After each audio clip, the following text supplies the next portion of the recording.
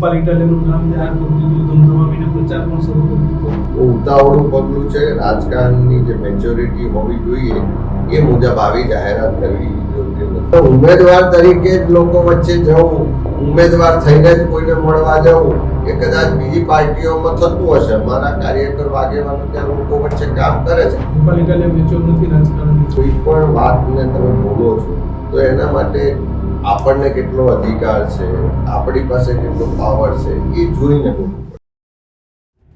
રાજ્યમાં ફરી એકવાર ચૂંટણીના પડઘમ વાગવાના છે. વિસાવદરની અંદર જે પેટા ચૂંટણી ઘણા ટાઈમથી બાકી હતી અને એ પેટા ચૂંટણી યોજાવા જઈ રહી છે, પરંતુ સવાલો એ થઈ રહ્યા છે કે ચૂંટણી યોજાશે કે ચૂંટણી નહીં યોજાય. કારણ કે આમ આદમી પાર્ટીએ પોતાનો ઉમેદવાર એટલે કે ગોપાલ ઇટાલિયાને ઉમેદવાર જાહેર કર્યા બાદ ગુજરાતનું રાજકારણ ફરી એકવાર ગરમાયું છે અને હવે પક્ષો, બીજા જે અન્ય પક્ષો છે તે કન્ફ્યુઝ થયા છે કે એમની સામે ઉભાડવા કોને. પણ હવે સવાલો અને લોકમુખે ચર્ચાઓ એવી સંભળાઈ રહી છે કે ભાઈ કદાચ આ ચૂંટણી ન થવા દે તેવા એંધાણ દેખાઈ રહ્યા છે. ત્યારે હું એવું પૂછવા માંગુ છું લોકોને અને એ પક્ષોને અલગ અલગ કે શું આ વખતે પણ એ વિસાવદરની ચૂંટણીમાં કોંગ્રેસ અને આપ આ બંને ગઠબંધન રહેશે કે કેમ?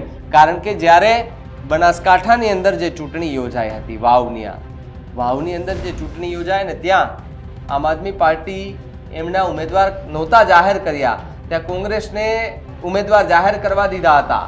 આમ આદમી પાર્ટી ત્યાંથી ખસી ગઈ હતી અને હવે વિસાવદરની ચૂંટણીમાં એવું લાગી રહ્યું છે કે કોંગ્રેસ પણ પોતાનો પક્ષના એક ઉમેદવાર ઊભા રાખે તેવી શક્યતાઓ વર્તાઈ રહી છે. અમિત ચાવડા કે જેઓ ન્યૂઝરૂમ ગુજરાતના સ્ટુડિયો પર આવ્યા ત્યારે એમની સાથે ચર્ચાઓ થઈ ગર્જનાદમાં, ત્યારે અમારા એન્કરો દ્વારા એમને સવાલ કરવામાં આવ્યો હતો કે શું ગુજરાતના એ વિસાવદરની અંદર જે ચૂંટણી આવવાની છે પેટા ચૂંટણી તેમાં પણ ગઠબંધન હશે? કારણ કે બનાસકાંઠાની અંદર જે ચૂંટણી યોજાઈ હતી એમાં તો આમ આદમી પાર્ટી હટી ગઈ હતી, તમારા ઉમેદવારને ઊભા રાખવા દીધા હતા, તો શું અહીંયા તમે ઉમેદવાર ઊભા રાખશો કે કેમ? ત્યારે અમિત ચાવડાનો જવાબ રસપ્રદ હતો, કારણ કે અમિત ચાવડા એવું કહ્યું આમ આદમી પાર્ટીએ ઉતાવળ કરી છે. રાજનીતિમાં ક્યારેય ઉતાવળ ન હોય. ગોપાલ ઇટાલિયાની નામની જાહેરાત ઉતાવળે કરી દેવામાં આવી છે એટલે હવે કદાચ ત્રિપાંખીયો જંગ થાય, ગઠબંધન ન થાય, પરંતુ ભાજપ, કોંગ્રેસ અને આમ આદમી પાર્ટીને ચોથો જંગ કે જે શંકરસિંહ બાપુ એમની એ પાર્ટીના એક ઉમેદવાર ઊભા રાખે તેવી શક્યતાઓ વર્તાઈ રહી છે. પણ અમિત ચાવડાએ શું કહ્યું વિસાવદરની ચૂંટણીમાં કોંગ્રેસના ઉમેદવારને ઊભા રાખવા ન રાખવા મુદ્દે? સાંભળો અમિત ચાવડા. અમિતભાઈ, કોંગ્રેસની તૈયારી વિસાવદરમાં હજી તો કોર્ટ મેટર થોડી સમાપ્ત થાય જેવી ગોપાલ ઇટાલિયાનું નામ જાહેર કરી દીધું, ધમધમાવીને પ્રચાર પણ શરૂ કરી દીધો. ગોપાલ ઇટાલિયા ત્યાં મજબૂતીથી અત્યારે લોકોની વચ્ચે જઈ પણ રહ્યા છે. કોંગ્રેસે આ બધી કરવાની જરૂર નથી. તમને પણ એડવાન્સ ખબર જ હોય છે ચૂંટણીઓ આવવાની છે. જેમ કે વિસાવદરમાં અત્યારથી ભાજપ ગોટે ચડી ગયું છે ગોપાલ ઇટાલિયાની સામે કોને ઉમેદવાર. દરેક રાજકીય પાર્ટીઓની પોતાની રણનીતિ હોય છે, પોતાની સ્થાનિક વ્યવસ્થા હોય છે. અમારું ત્યાં બંને તાલુકામાં, વિસાવદર અને ભેંસણ બંને તાલુકા શહેરમાં સંગઠન મજબૂત છે. અમારી પાસે એક મજબૂત ટીમ છે. ત્યાં ઇકો સેન્સિટિવ ઝોનની જે આખી લડત ચાલી એમાં પણ કોંગ્રેસના અમારા કિસાન સેલના આગેવાનો હોય કે સ્થાનિક કોંગ્રેસના આગેવાનો જિલ્લાના બધાએ ખૂબ સક્રિયતાથી કામ કર્યું છે. એમાં તો હર્ષદ દીપડીયા હતા સક્રિયતાથી કામ કર્યું. એટલે કોંગ્રેસના આગેવાનો, કાર્યકરો પણ ત્યાં એટલી એ લડતમાં સક્રિયતાથી લડ્યા છે. એટલે અમારા જે ત્યાંના આગેવાનો છે એ પ્રજાની વચ્ચે જ છે. અમે ઉમેદવાર તરીકે જ લોકો વચ્ચે જવું, ઉમેદવાર થઈને જ કોઈને મળવા જવું એ કદાચ બીજી પાર્ટીઓમાં થતું હશે. અમારા કાર્યકરો આગેવાનો ત્યાં લોકો વચ્ચે કામ કરે છે. ચૂંટણી જ્યારે જાહેર થશે ત્યારે યોગ્ય ઉમેદવારની પસંદગી થશે ને પ્રચાર. ગોપાલ ઇટાલિયાએ એવું કીધું કે ભાઈ અમે તો ગઠબંધનનો ધર્મ નિભાવ્યો, અમે વાવમાં બી ઉમેદવાર ઊભા ન રહી, આ અમારી સીટ હતી. કોંગ્રેસે પણ ગઠબંધનનો ધર્મ નિભાવવો જોઈએ. ની સીટ હતી તો એમના ધારાસભ્ય જે રાજીનામું આપીને ગયા ત્યારે એમણે ધ્યાન રાખવાની જરૂર હતી. હવે પાર્ટીનો નિર્ણય છે ગઠબંધન કરવાનો. ગોપાલભાઈ કે અમિતભાઈ કે એનાથી કઈ નિર્ણય નથી થવાનો.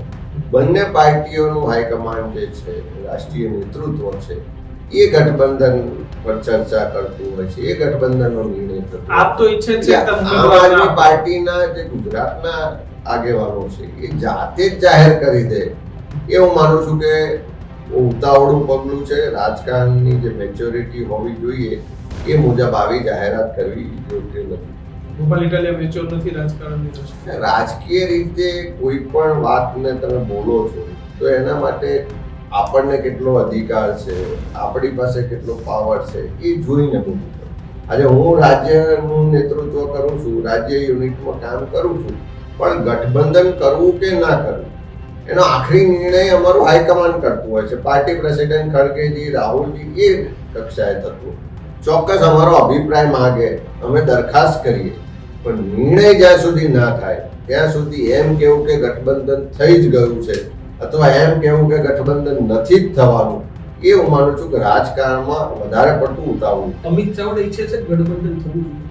ત્યાંના સ્થાનિક અમારા આગેવાનો, કાર્યકરો સાથે ચર્ચા કરીશું, ત્યાંના લોકોના અભિપ્રાયો લઈશું. ત્યાર પછી પાર્ટીના હિતમાં, ત્યાંના લોકોના હિતમાં, ભારતીય જનતા પાર્ટીનું જે ખોટું શાસન ચાલી રહ્યું છે એને અટકાવવા માટે જે યોગ્ય નિર્ણય હશે એ સમયે થશે.